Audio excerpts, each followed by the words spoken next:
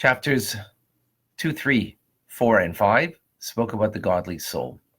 The godly soul in chapter 2 is a chelik, a part of God. Chapter 3, we describe describe the qualities of the godly soul. Esser, 10. It has 10 powers of the soul, 3 intellectual, 7 emotional. Chapter 4, levushim, garments. What is the ultimate of the soul? It's self-expression, the garments of being connected to God through thought, speech, and action. They're the garments of self-expression of the godly soul. Thinking words of Torah, saying words of prayer and words of Torah, and doing mitzvahs in physical acts in action in this material world. Connect us to God. Chapter 5, we spoke about Torah, the uniqueness of it, that it becomes something that we digest, that becomes inside of us. We incorporate it and encompass it. It becomes God's wisdom that is one with Him, becomes one with us, and God's vision becomes then our vision. And now we go l'umas. In one word, this chapter 6, is l'umas, which means opposite. God created one thing opposite to another. That's what He did. And as a result of that, that's why we have freedom of choice. Otherwise, there wouldn't be freedom of choice. He creates the opposite. And what is the opposite? Just like the divine soul consists of 10 holy faculties and has three holy garments. 10 faculties are, again, the Chabad, 3 intellectual, 7 emotional, Chesed, Gvura, Tiferet, Netzach, Hod, Yesod, Malchus, and 3 garments of self-expression, as a garment expresses the person, of thought, speech, and action. So too does this other soul that comes from Sitra Achra, which is an Aramaic term meaning the other side. It's a no name because it's not a real reality, because the only true reality is God. This is the other side. It derives what we call from klipas noiga. Klipa is a shell. Noiga means a translucent shell because there is some goodness in it. We will learn later, not today, but we will learn that there is also a shell that is completely covering over on the spark of godliness. But this translucent shell is a shell. It's covering. It's mostly negative force, but there is some goodness in there. And the 10 powers of this soul are called 10, as opposed to 10 attributes of the soul. They're called 10 crowns. 10 crowns of impurity. 10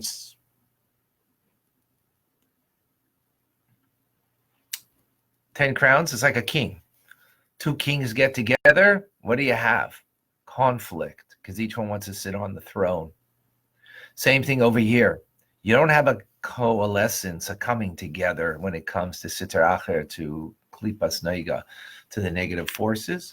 You have crowns that each one wants to be a star. Today, what's Instagram and Facebook?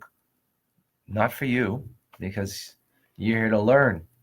But for so many people, it's their chance, it's their moment that they could be a crown, that they could be the king, they could be the queen of the world, that they can get their moment, their 15 seconds of fame.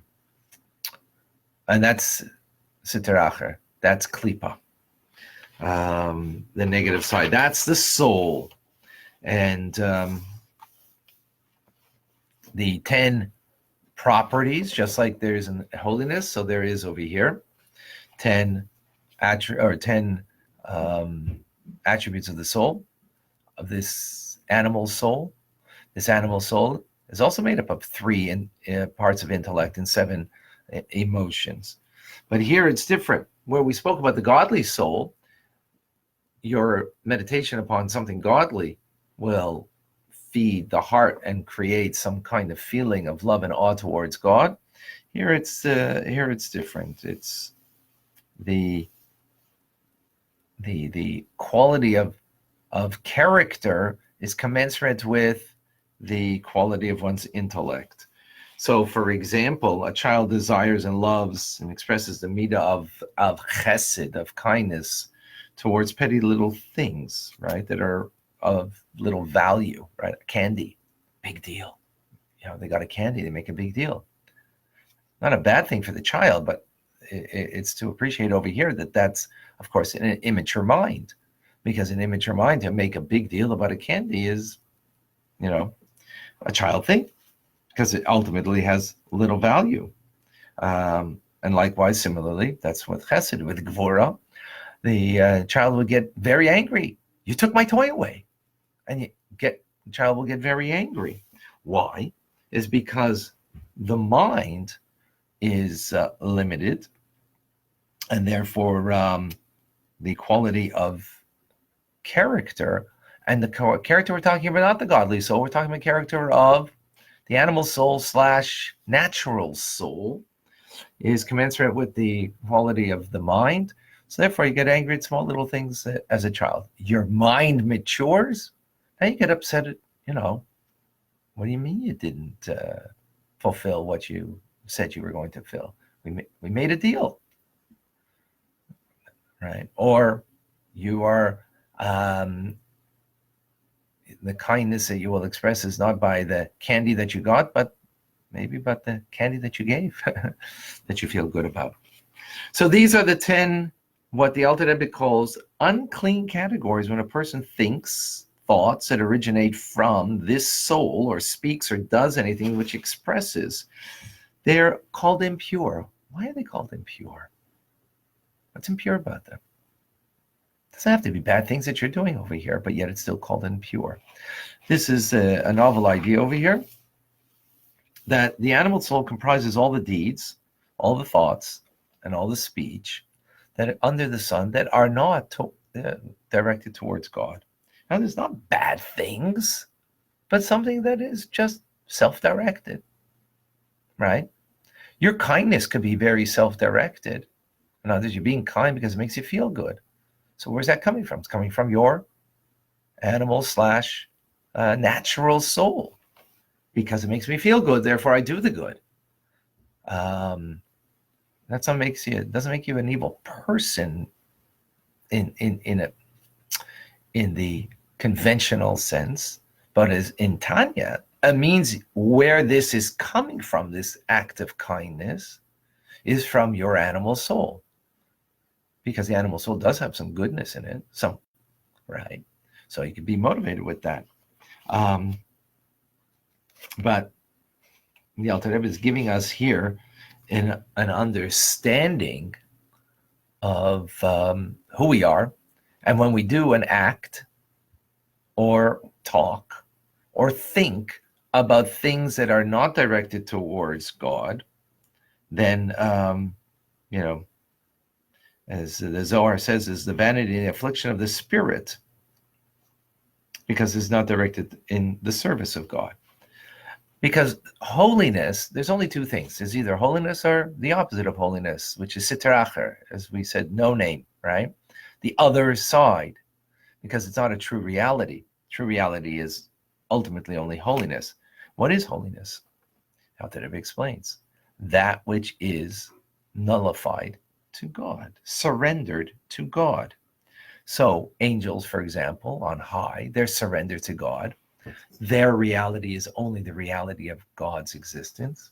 Hence, they're constantly praising God because they are totally nullified to Him. Or we potentially have that capability of being nullified to God here in this world by, as we will learn later on in chapters 18 and 19, about sanctifying and martyrdom towards God. In other words, nullifying, meaning that I don't exist. The only reality is God. Right? So we have that potential. And since we have that potential,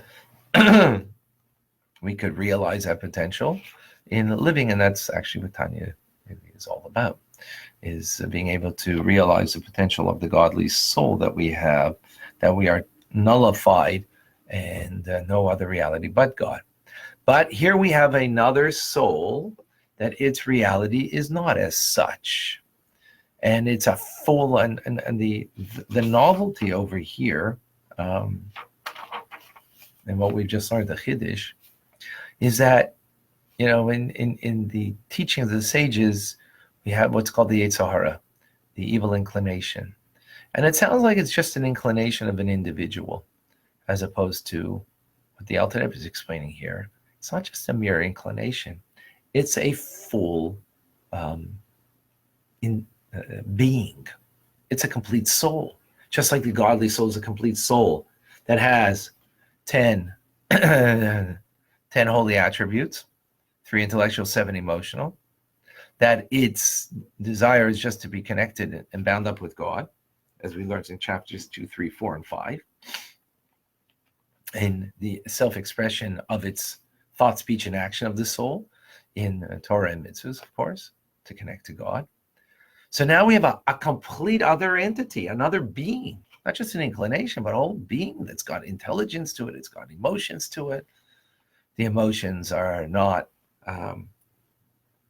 complete control of bringing, as it is in the godly soul, that gives birth to a love and awe of godly intelligence, but here it's commensurate.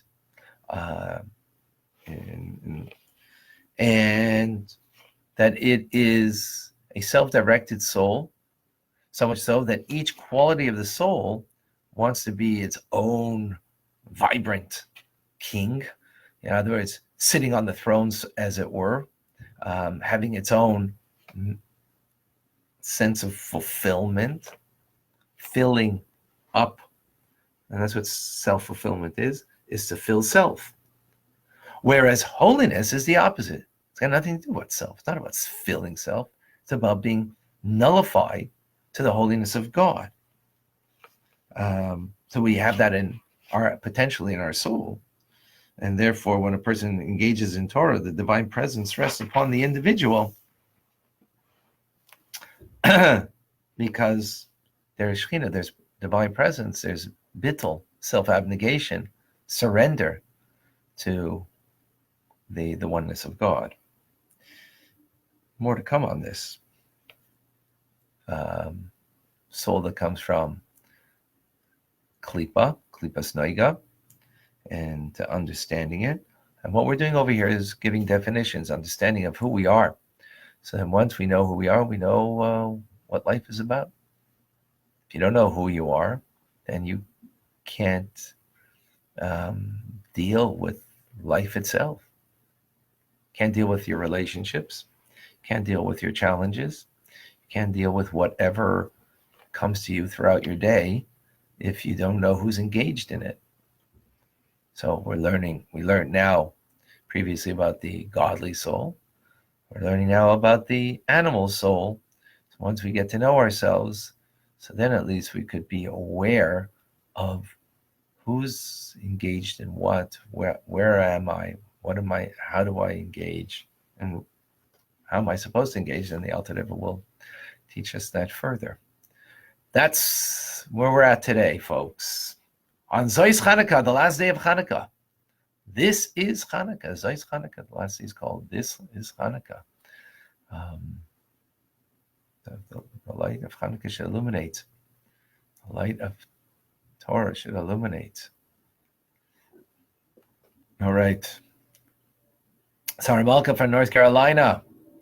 Thank you for joining as always. And Denise, always. Boker Tov from New York. Leon from Turkey, welcome. Carlos, Boker Tov. Lily from Estonia, shalom. Sandy, good morning. Linda, together with Denise from New York, sisters. Thank you for joining. Darren from Las Vegas. Boker Tov. Penny Lynn. Boker Tov from upstate New York. Mary from the Philippines. Thank you for joining. And Karen from Miami. Hello. Alita from Buenos Aires. Welcome. Shane from New York. Good morning. Maxwell. Natural soul. Yetzer Hara. What is the difference? Well, that's what we just explained. The Yetzer Hara is just the inclination of the emotive inclination of the animal's soul. The animal soul is the full composite of that part of us, that soul that is of us, not just the inclination, which is the emotive part. Jonette, shalom from California. Una from Iowa. Dina, shalom from Brooklyn. Linda, Boker Tov from Nebraska. Ashley, good morning.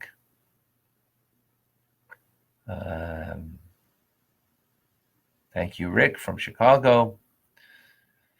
Thank you for sharing. Ruth. All right. Jeanette from Western Australia. Thank you for joining. Maxwell from Brazil. Thank you. Thank you always for telling me where you're from, because I forget sometimes. Fran, good morning. Ita, good morning. Happy. Thank you for joining.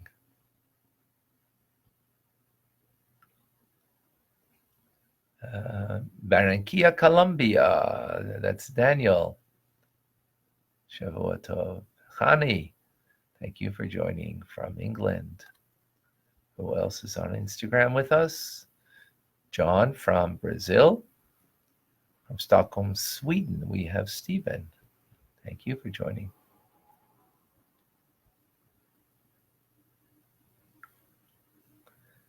All right. Thank you, everybody, for the blessings.